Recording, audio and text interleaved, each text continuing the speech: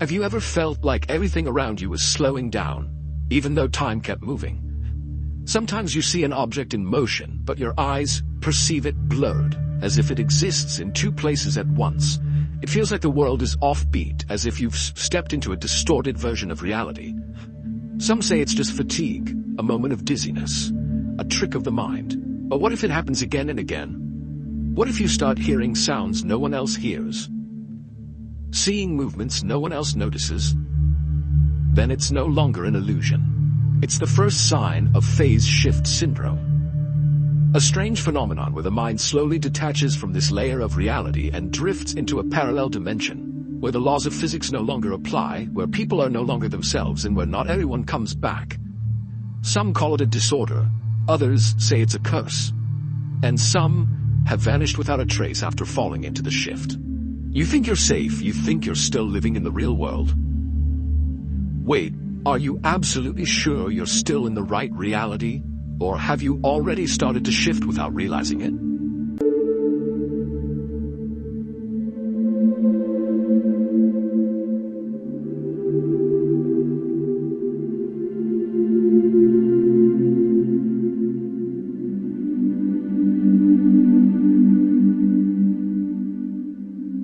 There's almost nothing left now. You'd think I would be able to recall something, anything, but no dice. Because of course there isn't. The nature of the universe is one large all-consuming electromagnetic gray void. I sit in the void, look at my hands, try to remember where I came from and why I'm here. Nothing left, only the white noise and the fog rolling in over my sclera. Scant time to remember the world as it once was. There were people, and other people just like me. Try to see their eyes in the darkness. No dice. It's a calm summer night in the suburban sprawl, and I'm walking home from a concert. Cars pass by me on the right. I'm going to get run over. Most of them are coming from the new shopping complex that was just installed about 3 miles out. Some of them turn to the cul-de-sac, while others race on toward the city. I've never been to the city in my life, and I should visit sometime. Might be fun. I can make a day out of it. But right now, however, my head is still throbbing from the overpriced tickets and the lousy stereo system. The feet all stomping in unison, and the guy who asked me if I could take a picture with him sticking his tongue out of his green lizard mouth. I don't know why I go to these venues. Maybe I'm a masochist, or maybe it all boils down to simple boredom. The sun is clearing the horizon and everything is viewed through a purple kaleidoscope held by a mad jester who points in my face and laughs. To my right is the boulevard of broken dreams, long, arduous, filled with traffic, headlights piled upon headlights. And on the left of this narrow strip, there's a 10-foot-tall fence that surrounds a gated community. Under my feet, I can hear the wine bottles and discarded CD cases cracking. It's one of those evenings that really makes you want to get home as soon as possible. Reminds you that the world is a chaotic place, and you're always open to the next thing. As if this isn't enough, the heavens pour, and the street is abruptly drenched. This narrow strip is like a bowling alley. You slip on it too easily, and your leg could get crushed by the wheels of an oncoming semi. I consider briefly flagging down a ride, but it's only a few blocks from here. So against the wash I press. The drops speed up as they grow in size, and looking for shelter I find refuge in a dead-end alley. It seems familiar to me, although I'm sure that despite being under a mile from my home, I've never been here. Something about the arrangement of the pipes, or maybe it's the stack of boxes that are decomposing slowly in a fresh puddle. Maybe it's the smell of the place, a smell that is simultaneously acrid and pungent, one of old rusty Coke bottles and empty promises. In a small opening directly to my left that measures maybe 2 feet from side to side and stretches back into the darkness. An alley within an alley. I catch sight of a man wearing a suit. He looks as if he came from a business meeting, but now he crouches here on a precipice, holding himself up and cocking his head back, filling every orifice with rainwater that filters among the turrets and the gates above. Suddenly, he turns away from the night and focuses on me instead. From his vantage point, I can only be seen between 2 walls with a puzzled expression on my face. His hair is as wet as mine. In strands it falls down, ruining his clothes and covering his fingers in a thick coat of second-hand residue. For over a minute we lock eyes and stare at each other, musing as one over the strange predicament we find ourselves in. He pulls something from his pocket, a flashlight. He points it directly at me. It fills my field of vision and the night vanishes, replaced by a blinding, searing rash. I flinched and I stepped back from the opening. He remains expressionless, saying nothing but knowing all, and I'm caught in his field, a foreign intruder dabbling in a private club. He makes it well known that my presence will not be accepted here. He stands, and as I run back down the alley to the street, shielding myself all from that piercing glow all the while, he follows instead and leaves his secluded recess, all the while training the light directly on me. I run for what feels like a week, my shoes wearing out. Need to buy new ones when I get the opportunity, but right now this concrete tightrope is all that separates me from the man with the light. I need to reach the park, but I can't scramble up this pile of monumental granite. Can't risk walking into oncoming traffic. Gutters full of mud that flows and oozes along in little rivulets. Need to reach the park. I need to run. I am at a social gathering arranged by some of my friends who have a warped sense of humor. Some kind of music is coming from the speakers, but I don't recognize it. It isn't the kind of music that would liven up an occasion. It's melancholy and distant. Or maybe I'm imagining that. There's someone I've never seen before sitting opposite me on the couch, watching the TV with a blend of annoyed detachment and boredom. His eyes glazed over and his pants coated in a fine layer of powder. He looks at me slowly, scanning my demeanor. The light is low in the room and we're surrounded by small islands of conversation, none of which I can make out.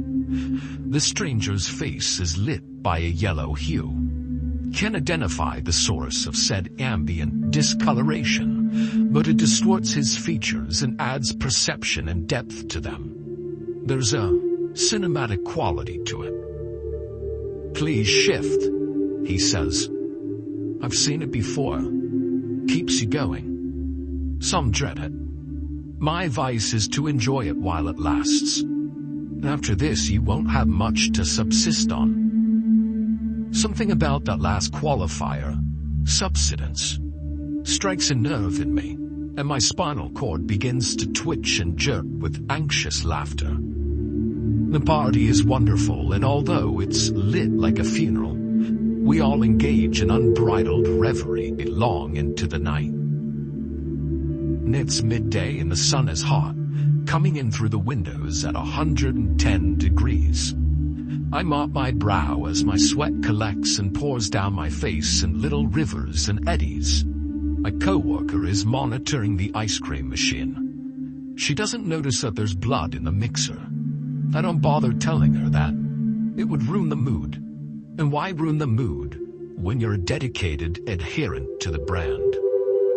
The door makes an electronically generated chime, and my coworker drops the ice cream cone to take care of the order of an elderly gentleman with salt and pepper hair and a tweed suit. I rush over to the ice cream machine and stick my hand under it, gathering the blood, watching it slowly come out in the shape of a funnel. Sometimes it mixes itself into the frozen treat, and other times it doesn't, but it's always there. I look around the main dining area. Tables and stools, all empty except for one couple away in the corner. He's telling her about something, throwing his hands around and devouring a sandwich like a carcass. She's looking at her phone and isn't paying any attention. I mean, who could pay attention to this record-setting heatwave? Who can ignore the dead air, the still silence, the prismatic refraction of the window? Whoever could has more restraint than I knew was feasible. But I taste some of the mess. It tastes like when you cut your finger open and you think about what you're made out of. How this fluid is the substance of life. Tastes just like that. My associate doesn't notice. She goes on clutching the clipboard where she records the gentleman's order and smiling that artificial smile with the pre-programmed routine. And doesn't she see that I'm tampering with her product, getting my sticky fingers into everything, breaking the company policy? What can she see? And how much of it is true? Useless hypotheticals, every last one of them an exercise in futility. It's too hot in here, too clean in here. The floor is mopped every hour on the hour and the bathrooms are held to a standard lest the health inspector make his monthly visit and finds that the fryer has been coated in dead flies. I saw them once. They were gathered back there like something from a dream, their bodies in front of the bubbling grease. And blocked it off with the tube of foil. Probably still reproducing. Wings buzzing, larvae hatching. And I wonder where the blood comes from. But I have no time to process this quandary because it's so hot outside. You could fry an egg on the sidewalk. So I shovel the mixture into my gaping maw, taking shovelfuls of it into me, trying to create an equilibrium between my internal systems and the external world. A cruel and sloppy mess that is the restaurant at noon. My coworker turns around from the elderly gentleman and notices that the ice cream machine is working on its own. Ice cream is going to waste, falling through the slats in gallons. There isn't any blood. She tries moving the handle to the off position, but something's blocking it. She puts her hands through me, finally smacks the machine, and calls her supervisor. He'll call a repairman. He'll be here tonight. She goes back over to the gentleman and apologizes, then resumes taking the order. The ice cream keeps dripping down. Its formula has been diluted and the tank up top has halted the freezing process. I blink twice, and as I do, the couple fades out, and then my coworker fades out. There's blood on my hands, and I'm standing in an empty restaurant next to a cold, humming automaton. The tiles below my feet are hard. I look up at the other equipment and smile softly. This is how things have gone. This is how far things have come. It's early morning and your ears are filled with a strange, cry-lick ballad. Out of habit, you reach up toward your ears to remove your headphones, but find that you're not wearing any. The Russian stands out like newsprint on a dawn that could have come from the late 18th century painting. The sidewalks are idyllic, devoid of pedestrians, and the trees are dripping with fresh dew from the night before, when the rain came down in torrents and blanketed the street. It was another world out there last night, an archaic pit of tension, and if you had stepped out into it, then you would have been sucked away by the howling winds. But for the moment, everything is calm and the orange hues of the world develop their vibrance while far away on the horizon the storm clouds recede into nothing. And the Russian synths continue pounding in your head against all odds. You're laying face up on your bed, staring up at the ceiling. The fan rotates softly, casting each part of the room into shadows at a predetermined interval. Down the hall, one light can be seen. You breathe in sharply. Your lips make a hissing noise. Your heart is flipping. Just had a terrible dream. Your belongings are cast into nocturnal ambience, and you find it difficult to move your head. You're tired. Still tired despite getting at least a few hours of sleep. You need rest. You grip the sheets beneath you with fingers like rakes, then let them go. In and out. All the while the fan rotates a wheel on bearings, connected to wiring that stretches down to the fuse box. Downstairs where you don't go. But a door calls you. It's large and empty, and there's a flight of stairs leading down to it. Something is down there. You don't know what, but you do know it's there. Outside you hear only the lonely motor of a faraway truck as it ambles its way down grassy roads. There are no stars tonight, though the clouds had made their presence known in full force. These are dark clouds. They cover the sky and blot out the moon. Behemoths of vapor and confusion, each the size of a city and each watching you intently. They're staring into your window. But there's something downstairs where you don't go anymore. It stretches its fingers out, curls them nimbly around the edge. You want to get out, maybe climb through the window and break your ankles on the field below, even if it means for a short minute breathing the fresh meadow air. Escape this room, escape the fan that mockingly rotates like the tip of an umbrella. It appears to unscrew, to become unstable, as if at any moment it could fall and hit you in the face, and you wouldn't be able to do anything because you can't lift your head. You had an exhausting day at work. But the fan spins faster, but none of the air reaches you enough to cool your brow. Your eyes are bloodshot and your hair is sticking to your face. And from the hallway, you could hear footsteps. Not footsteps really, only a hollow imitation of what a jackal during the last days of life on Earth might think footsteps sounded like. From the stairs, they continue on. The light in the hall extinguishes itself and you're left with only those clouds to see by. But they gather. As the noise deepens and echoes, the clouds give way. A barrel of thunder roars as the ferns and mosses are pelted by a ceaseless liquid. It's not water. It smells of raw meat. The stench reaches your nostrils and you want to vomit, but your stomach doesn't work. The footsteps are drowned out by the storm. The fan slows itself, then crawls to a stop. Finally, the blades rest, having made peace with themselves as the vile cumuli drop their carcasses and splatter over all. And then as your heart throbs and your teeth clench together, you see him. He is what's in your house. He's what called you from downstairs, where you don't go anymore. He grasps the edge of the aperture and pushes the door open ever wider, standing there and saying nothing, only breathing in and out while outside your tools and property washes away in a flood of liquid, a deep scarlet liquid that only continues to seep into the drains and levees. But his eyes glow, although there is no light source. His smile widens, and his suit is light brown and his tie has some sort of arcane pattern on it. His trousers are smooth and creaseless.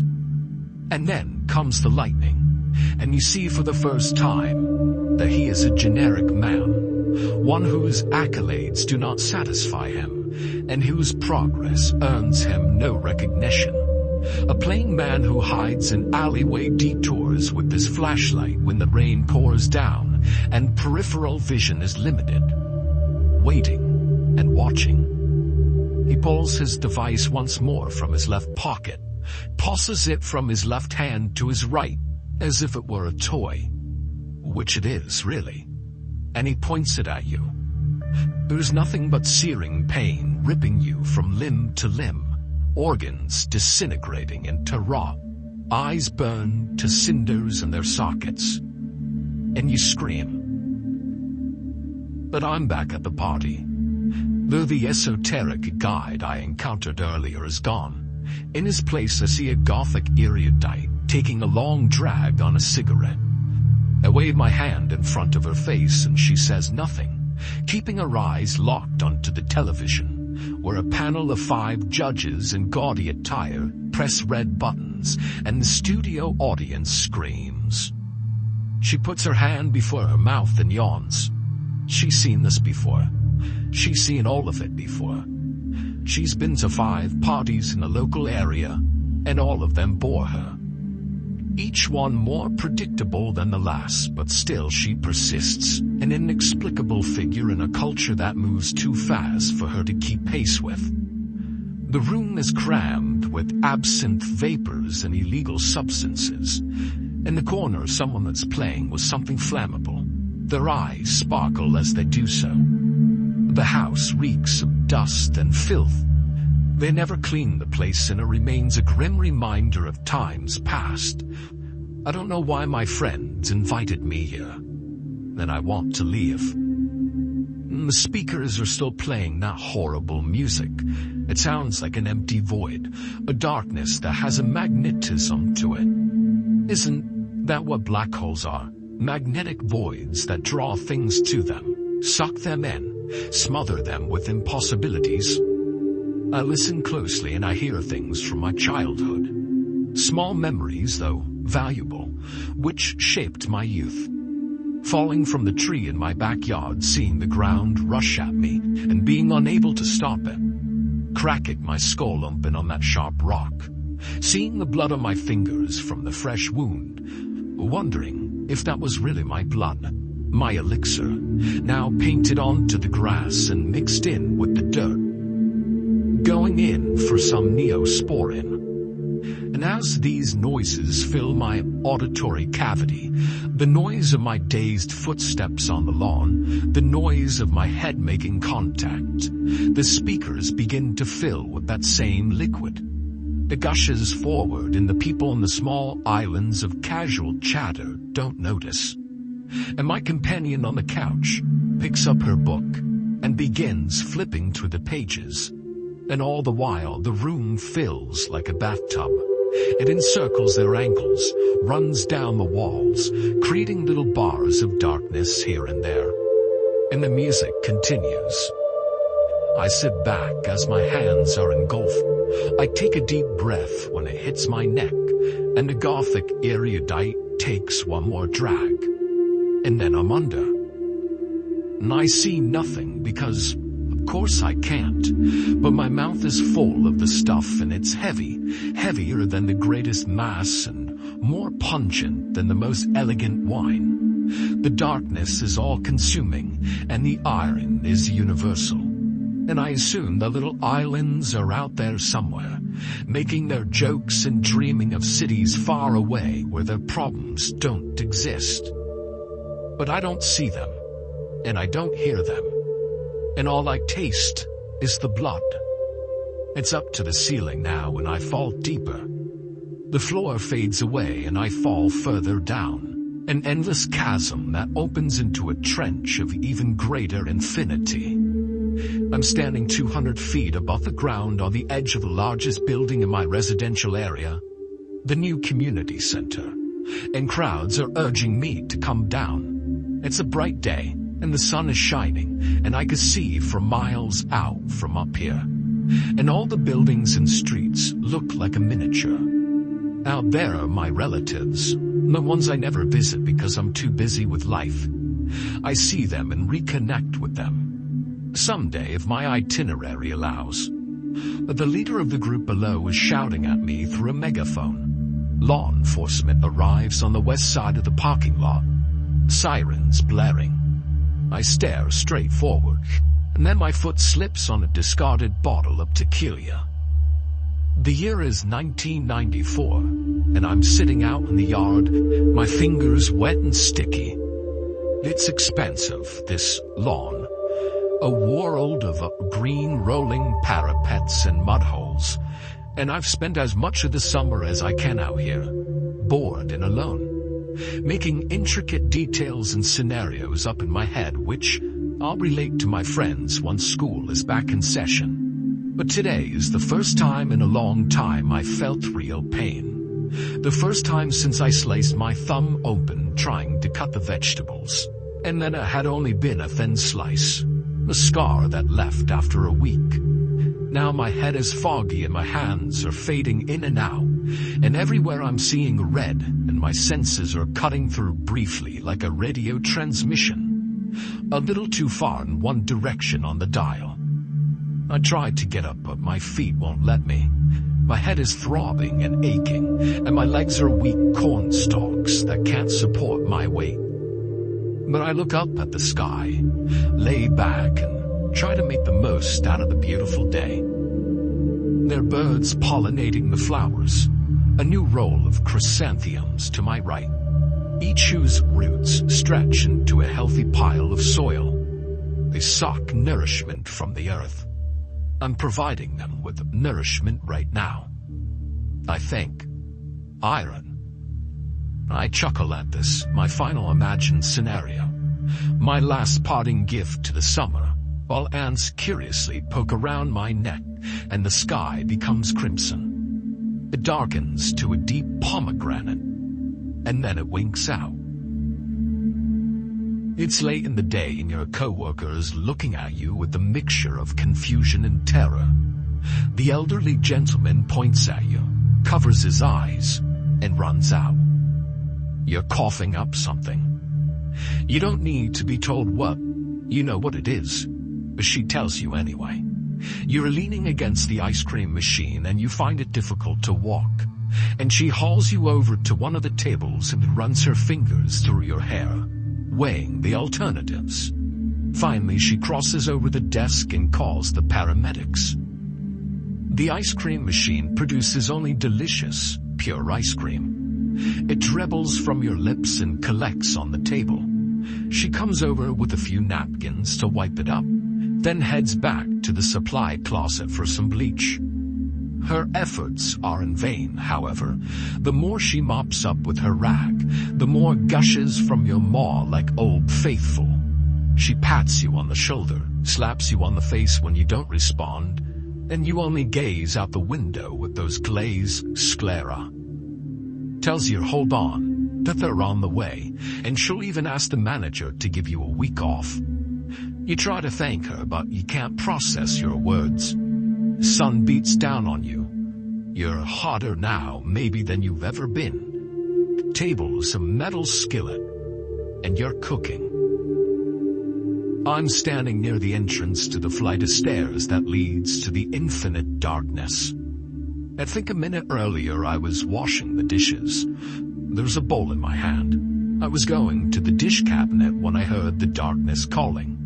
It starts first as something in my chest, a resonance that I can tune into if I concentrate hard enough. But why would I want to concentrate? And as the foot of the stairs consumes my thoughts, I'm reminded of the imp of the perverse and how it leads the hapless to their deaths and convictions.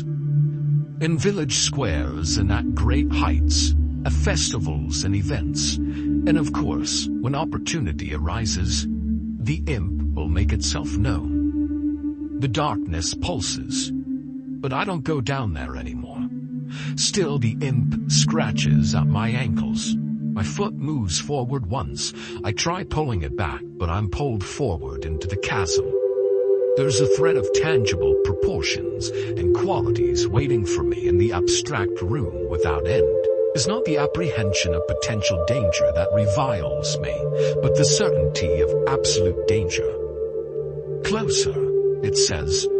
The bowl drops from my fingers and shatters into 100 little pieces, some of which roll down the stairs in an elaborate pattern. I step onto them. My feet are sliced open by the ceramic shards, but I feel nothing because the hum of the void is greater than my sensory perception. The calls of the darkness outweighs any response I may otherwise have made. Imp and darkness working in tandem to send me hurtling over the edge. And again, there's that heaviness, something which presses upon the internal organs and doesn't let go. The phone rings, waking me from my macabre reverie. I'll clean the bowl up later.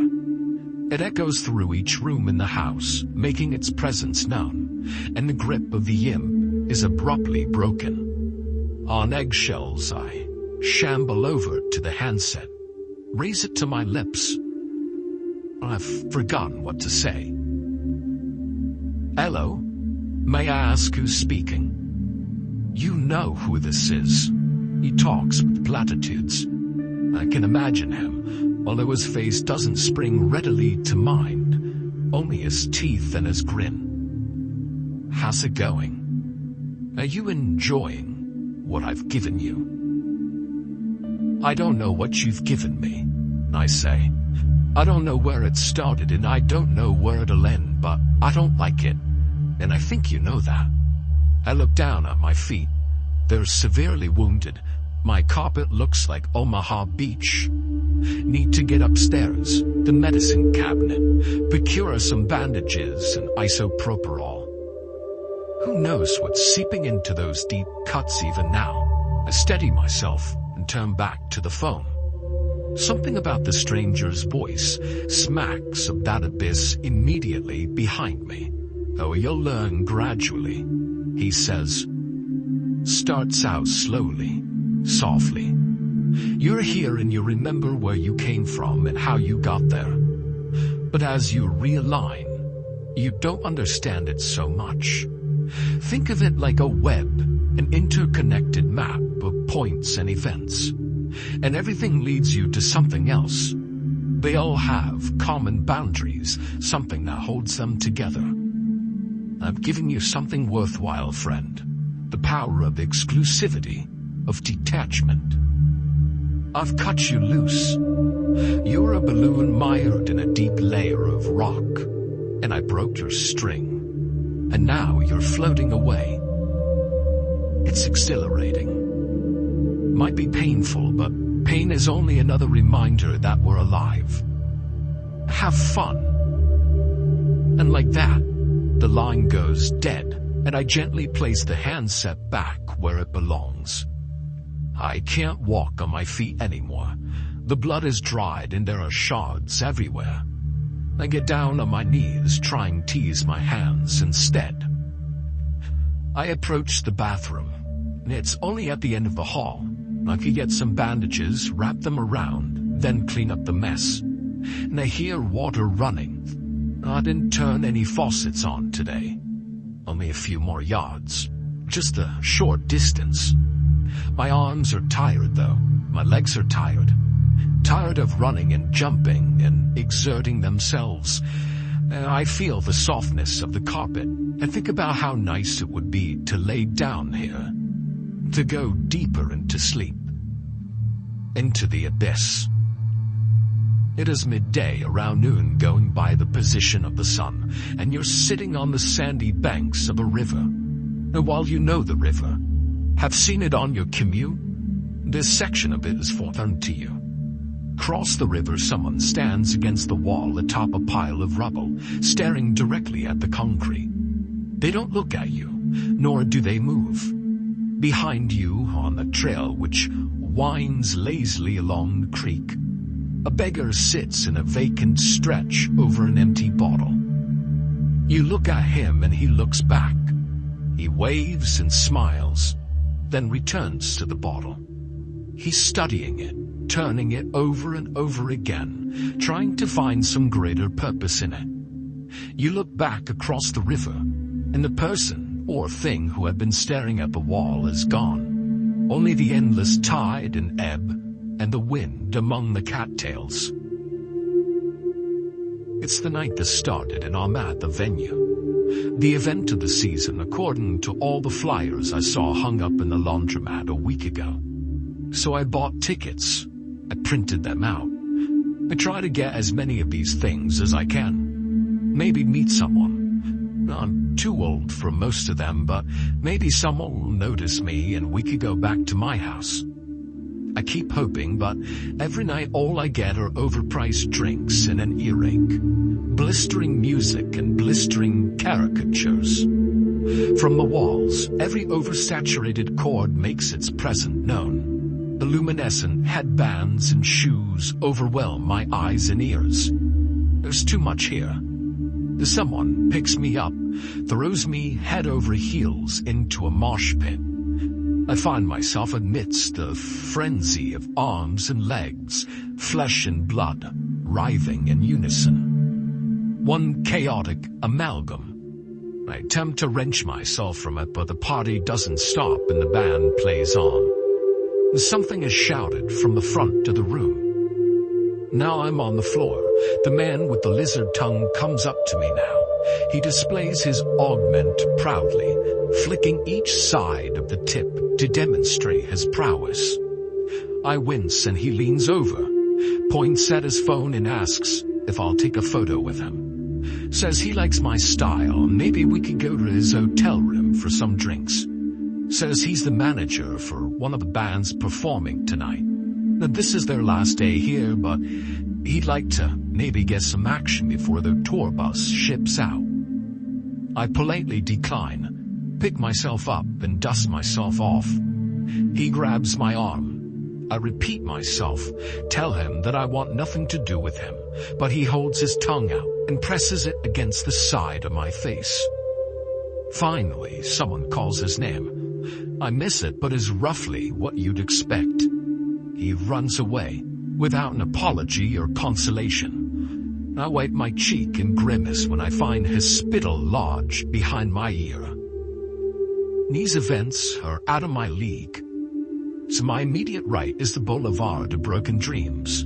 To my left is the slope, and under my stride I hear the crunch of discarded candy wrappers and fine grit. It collects itself here where nobody watches. And I press on, want to get home because I can lay down and relax, pop open a cold one and forget about my life and the predicaments I found myself in. And the cars whiz by and the sky darkens. The sky is filled with giant red clouds, clouds which at sunset might be considered normal. I know what's in them though. They blot out the sun and the stars and throw even the road, even the streetlights, into an intoxicating ruby mist. My steps quicken, my breathing gets shallower now because I'm pushing myself to the absolute limit, testing the boundaries of what's possible, right here and now, in the present, between a tall fence upon which I could impale myself and 100 vehicles all careening past me in unison.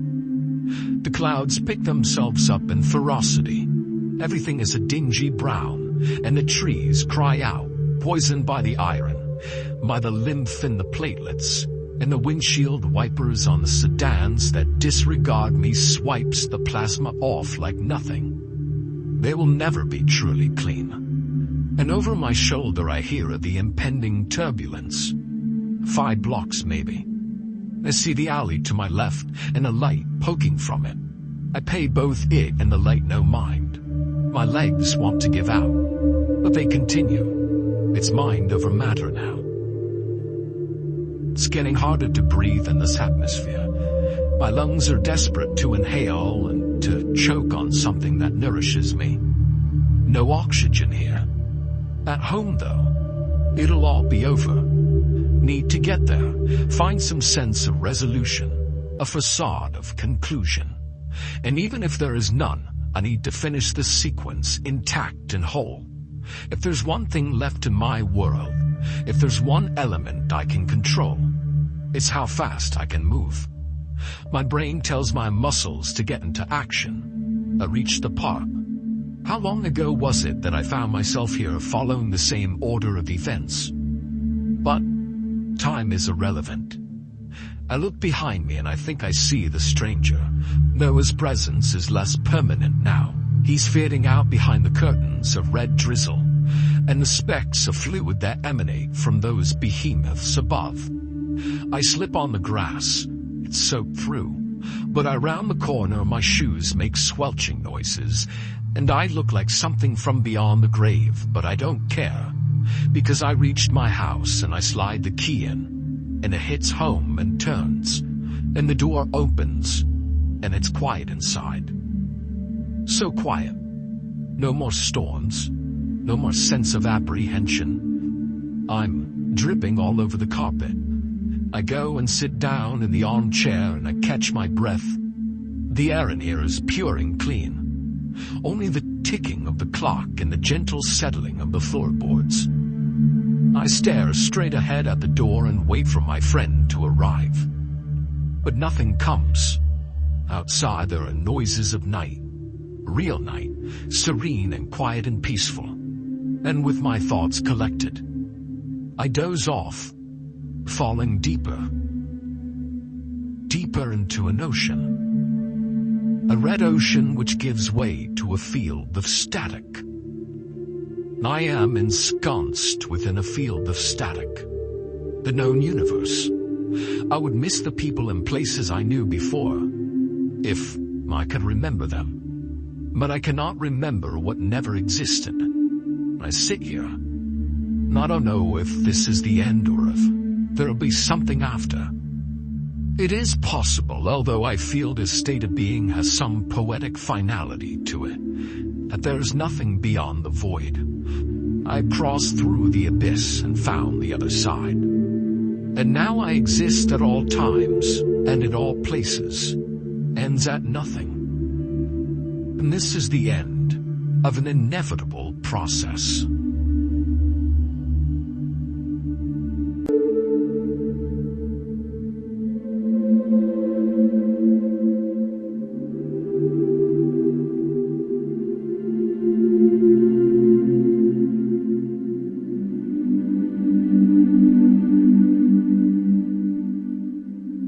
So, phase shift syndrome.